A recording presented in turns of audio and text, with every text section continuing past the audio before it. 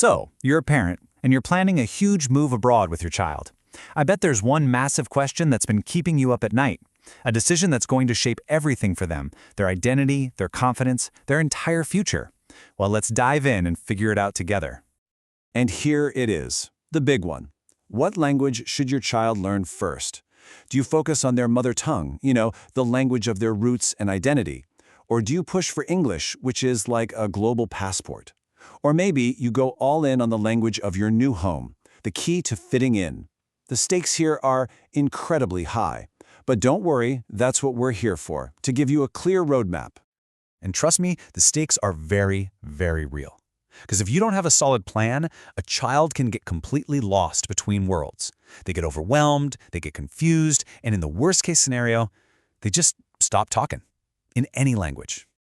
Let me tell you a story to make this really hit home. Meet Supriya. Her 7-year-old daughter was bubbly and bright. At home, she spoke Tamil. At her school back in India, she was learning in English. Then they moved to Germany, and suddenly her classroom is 100% German. And within just 6 months, this vibrant little girl went completely silent, in all 3 languages. It wasn't because she wasn't smart, it's because there was no strategy. And that is exactly the kind of heartbreaking situation we want to help you avoid. Okay, so how do we avoid a situation like that? Well, you need a plan. So let's start by looking at a system that a lot of us probably know really well, the CBSE curriculum. What's its game plan for language, and does that structured approach actually work when a child moves across the world? Right. So the heart of the CBSE approach is its famous 3-language formula. You know the drill. Usually it's the regional language, Hindi, and English. The whole idea is to get kids multilingual right from the start, with a heavy focus on the academic side of things, reading, writing, and mastering all those grammar rules. It's really all about building a solid, structural foundation. And look, that foundation has some real strengths. I mean, kids get exposed to multiple languages, they develop killer reading and writing skills, and they really get the nuts and bolts of grammar. But, and this is a big but for families on the move, there are limitations. There's a huge gap when it comes to just talking and listening. And the whole grading system, it just doesn't line up with global standards. So here's the key takeaway. A child learns a lot about a language, but not necessarily how to actually use it in a real-world conversation. And this chart. Wow, this really shows you that gap in stark terms. If you look at the global average, about 50%, half the class time in the early years is spent on speaking and listening. Now look at the CBSE average. It can be as low as 10%. 10%. This single picture tells you everything you need to know about why a kid can ace a written exam but freeze up the moment they have to actually speak to someone in a new country. Okay, now let's completely switch gears. We're going to look at a totally different way of thinking.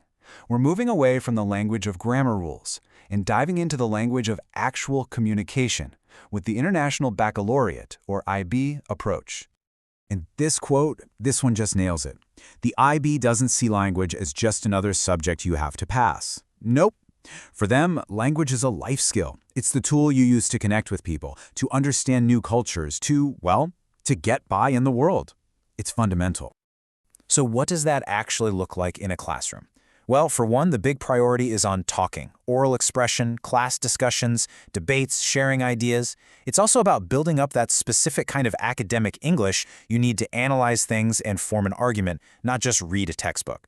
And here's what's really important for us. It's designed to integrate the host country's language, and it actively encourages you to keep up with your mother tongue, because they see it as a huge asset. And this right here might be one of the IB's biggest superpowers for migrating families, the CEFR. Yeah, I know it sounds like a bunch of alphabet soup, but what it stands for is actually really simple. Think of it as a global standard, like a universal translator for language skills. It means a school in Germany or Canada or Japan can look at this one code and know exactly where your child is at with their language skills. And as you can see, it's a super clear pathway. You go from A1, a total beginner, all the way up to C2, which is basically native level proficiency. So instead of some random grade or percentage that nobody outside your old school understands, you get a level that is recognized everywhere. And that transparency is a game changer. It means your child gets put in the right class, gets the right kind of help, and you can track their progress against a real global benchmark. No more guesswork at all. All right, so we've looked at both systems on their own. Now let's do a proper head-to-head comparison to really see the core differences in how they think about language. This table really lays it all out, doesn't it? Let's break it down. Core focus for CBSE, grammar and getting it right. For IB, communication and expressing yourself. The key strength of CBSE is strong literacy and structure.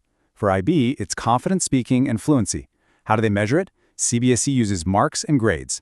IB is aligned with those global CEFR levels we just talked about. So what's the final outcome? At the end of the day, CBSE teaches a child about the language, while the IB teaches them how to actually use the language. So that's a lot of information, right? The big question now is, what do you do with it? How do you make a choice? Well, the goal here isn't just to learn this stuff, it's to turn it into a concrete plan. So let's get practical. It's time to build your family's very own language roadmap. Okay, here are 6 steps, 6 key questions to ask yourselves. Step 1. What are your future needs? Really think about the next 5 years. Is English or the host country's language going to be more important? Step 2. Think about your child's personality. Are they shy? Are they super expressive? Step 3 flows from that. What skills should you prioritize? Do they need to build confidence in communication first, or do they need that solid grammar foundation? Step 4, and this is crucial, how are you going to actively keep the mother tongue alive? Step 5, do you want to get them started on that CEFR track early? And finally, step 6, align your choice of board with where you think you'll be geographically in the future. Just by working through these questions, you stop being reactive and you become a strategic planner for your child's success. Look, if you forget everything else, just remember this one thing. CBSE builds structure. It's the blueprint, the grammar, the foundation. The IB builds fluency. It's the conversation, the expression, the confidence to actually use the language. One is the architecture of the house, the other is the lively conversation happening inside it. And please, remember, there's no single perfect answer here. There isn't one right choice for everyone. The best choice is the one you make with your eyes open, the one you make consciously. The goal isn't to find some flawless magic strategy. It's just to have a plan. Any plan. A plan that's right for your kid and for your family's unique journey. So, now it's over to you. The question is yours to answer. What are you going to prioritize for your child? Is it structure? Is it fluency? Or is it some kind of unique blend of both? What will your family's language roadmap look like?